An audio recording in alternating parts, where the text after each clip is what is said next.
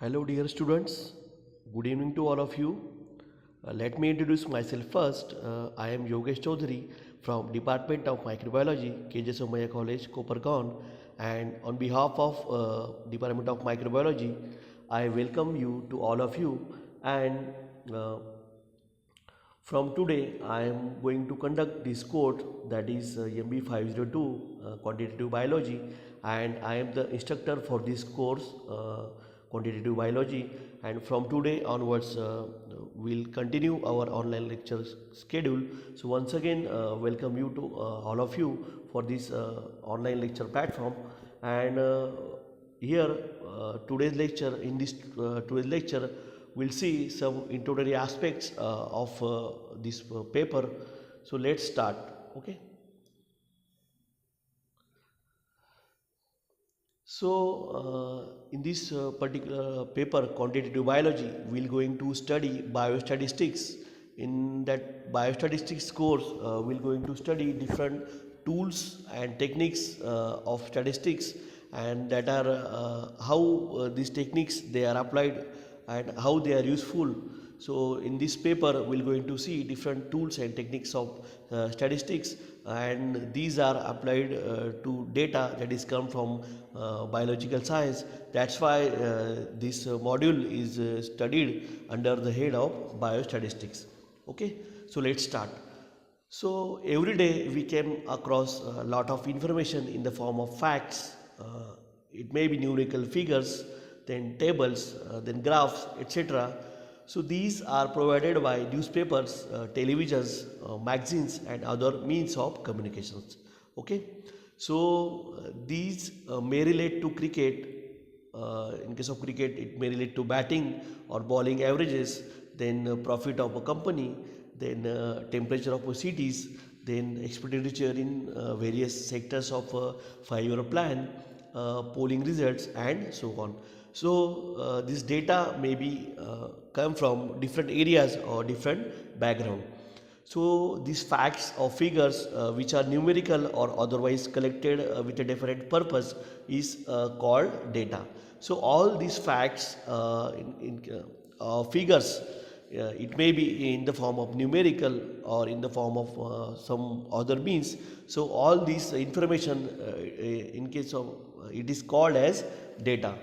So data is a plural form of Latin word that is datum, and so this data word is derived from Latin word that is datum.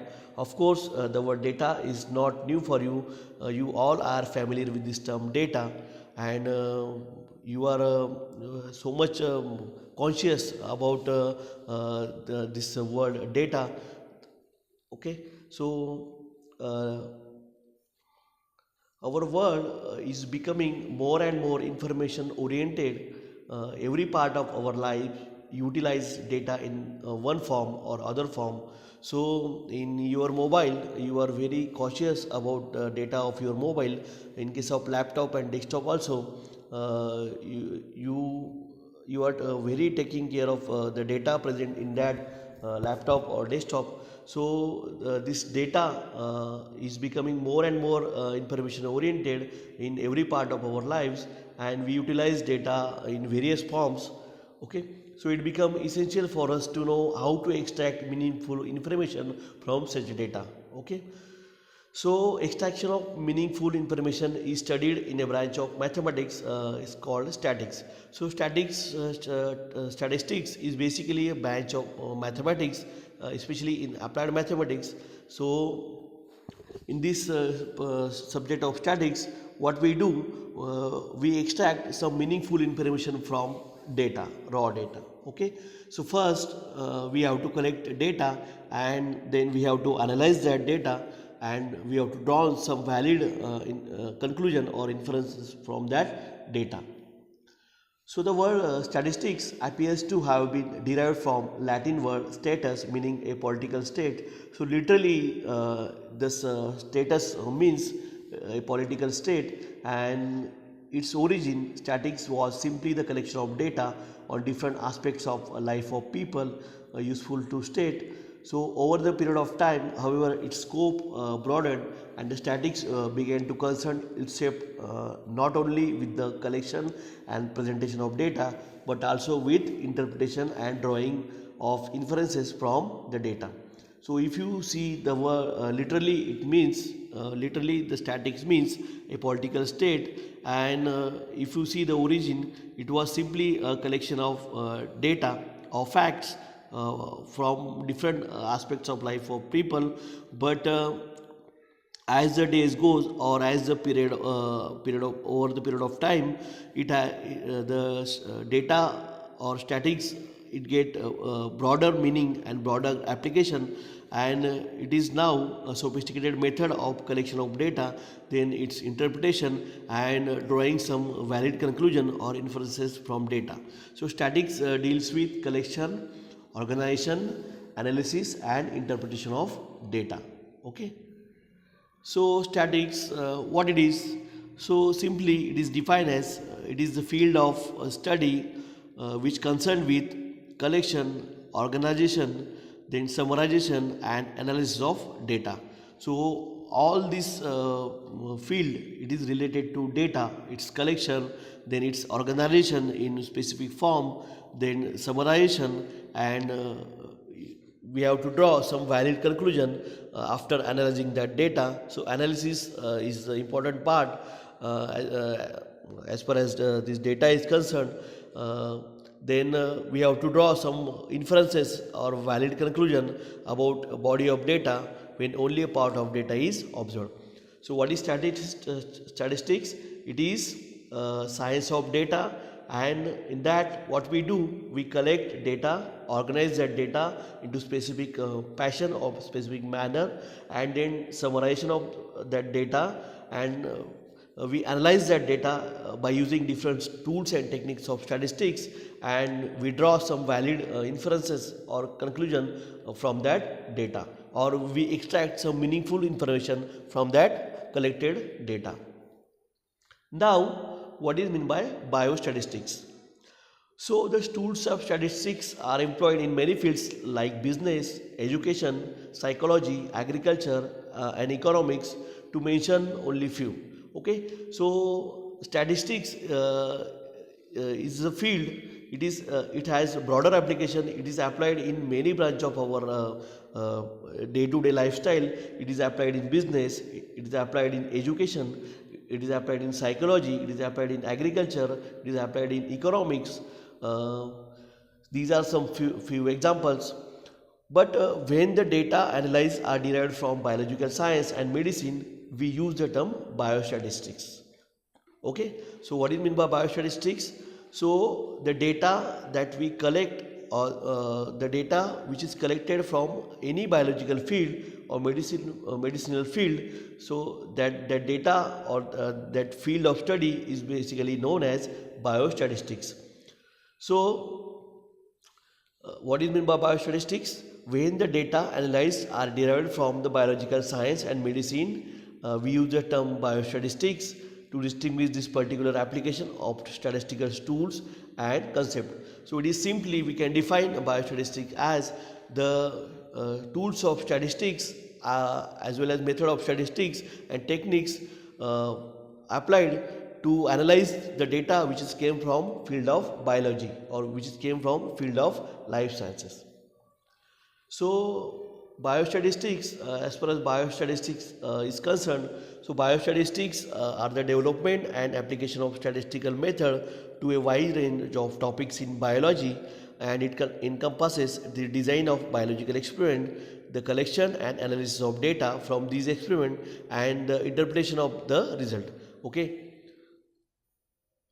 So this is a famous quote from Lord Kelvin, and it states that when you can measure what you are speaking about and express it in numbers, you know something about it. But when you cannot measure, when you cannot express it in numbers, your knowledge is much and unsatisfactory kind.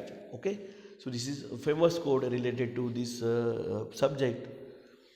So these are few characteristics of statics. Statistics are the aggregates of facts. Okay, so it is aggregates of facts. It is not operated at individual level, so it is aggregates of fact.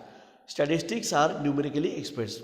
So all the things in statistics, they are numerically expressed.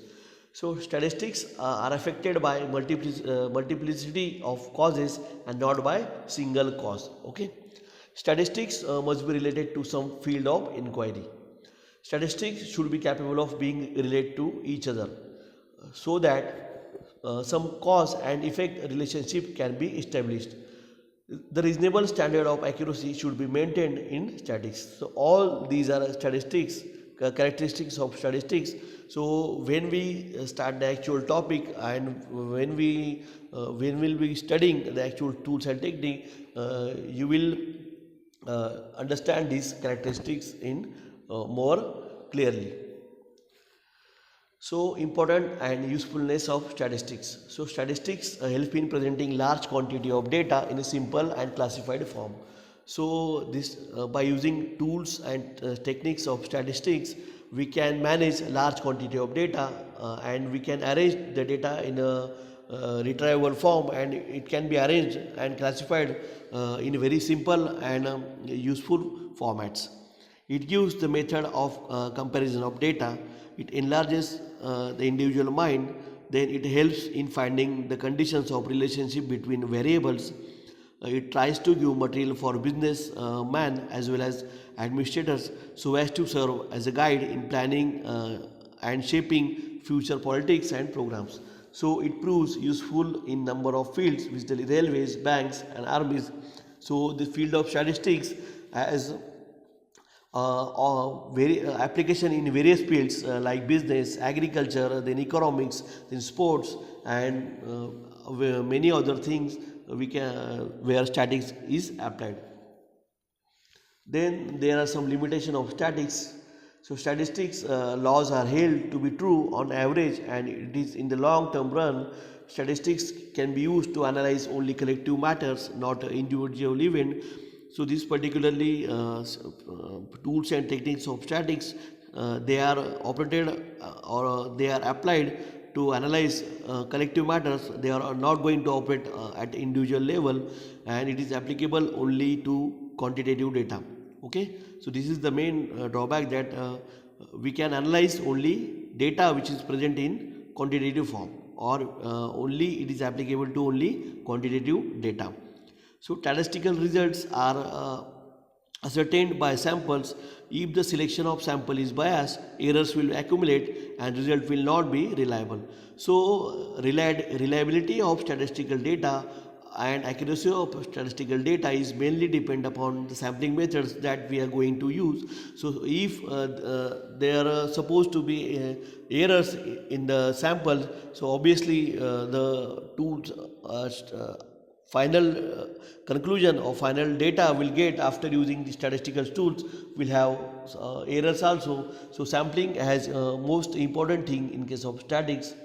So the greatest limitation of statistics is that only one who can expert knowledge of statistical methods can efficiently handle statistical data. So this is very much important, that the person who is handling the statistical data has a good background of statistics, should have good background of statistics, and he should be knowledgeable person, and he has detailed knowledge of statistics. So the persons who are expert in this field of statistics, they can only handle this statistically data. So these are the top 10 uses of statistics in our day-to-day life. First, we'll see prediction, then second testing, then forecast, then preparedness, then predicting, then political, insurance, then consumer, then financial and sports. So we'll see a couple of examples regarding these fields.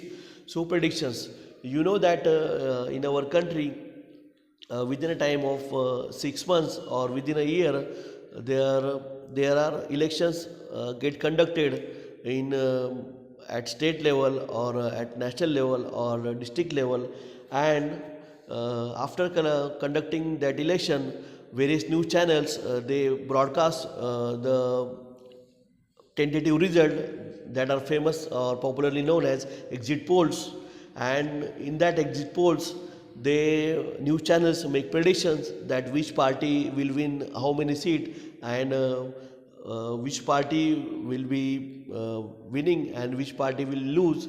So all these predictions they made on the basis of data they collected, and after collecting the data they use statistical tools and techniques, and they drawn valid conclusion from that data, and in this way they broadcast exit polls, and their exit polls are so much important, so they are accurate, they have accuracy of almost 80 to 90%.